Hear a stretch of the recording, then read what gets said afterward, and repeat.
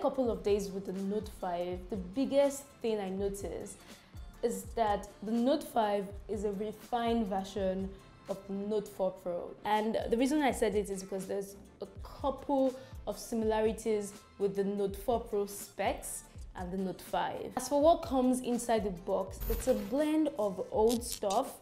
So you get earphone, fast charge brick, case, a micro USB cable, screen guard, manuals, and a SIM ejector pin, of course. So nothing exactly new. But what is new is with the specs. And topping that list is the integration of Android One. Yes, I think Android One is now like a buzzword.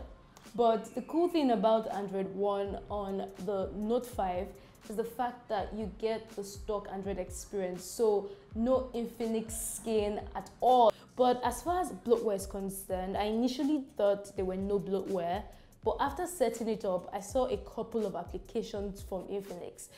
Luckily, these applications can be uninstalled. If you take a quick dive into the settings, you see that the Android 8.1 OS has taken up about 30% of the 32 gig, but you get a dedicated micro SD card slot.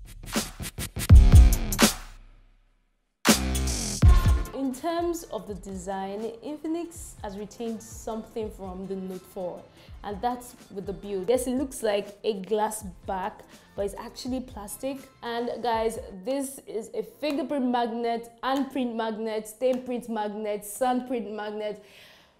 It's all type of magnets. So you might want to put a ring, case on it. Unfortunately, I don't think I'm a fan of rubber cases, so I'll just clean off this anytime it gets dirty. Now, the biggest cosmetic difference is with the display, the resolution, and the aspect ratio. And guys, the difference is clear. Anyway, placements have also seen a slight change. So the USB speaker grills have all been moved beneath the device. The same thing applies to the volume rocker, the power button, and the SIM card tray, which have been moved to the right side of the device. Another thing that has been moved is the fingerprint sensor. So the fingerprint sensor is no longer at the front like you get on the Note 4. Instead, it has been placed at the back. I think it's quite cool because, you know, the index finger sits comfortably at the back.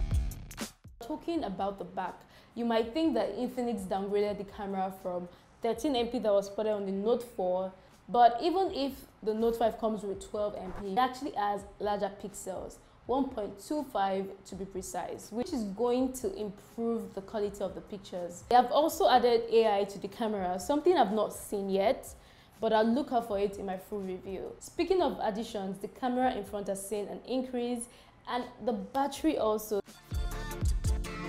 Now, powering the Note 5 is a MediaTek processor, the same spotted on the Tecno Camon X Pro, that's the Helio P23.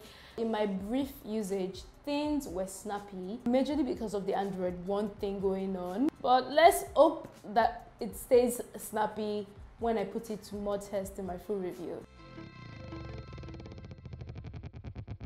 About 64,000 naira, which isn't a bad deal for a phone with a couple of impressive specs. But I'm kind of disappointed that this doesn't come with dual cameras. I mean, I was expecting dual cameras, and also no Type-C, but that isn't a deal breaker. And I think the integration of Android One is a cool addition because this might probably get Android P update. So guys, let me know what you think about the Note 5. By the way, I keep saying 05 Note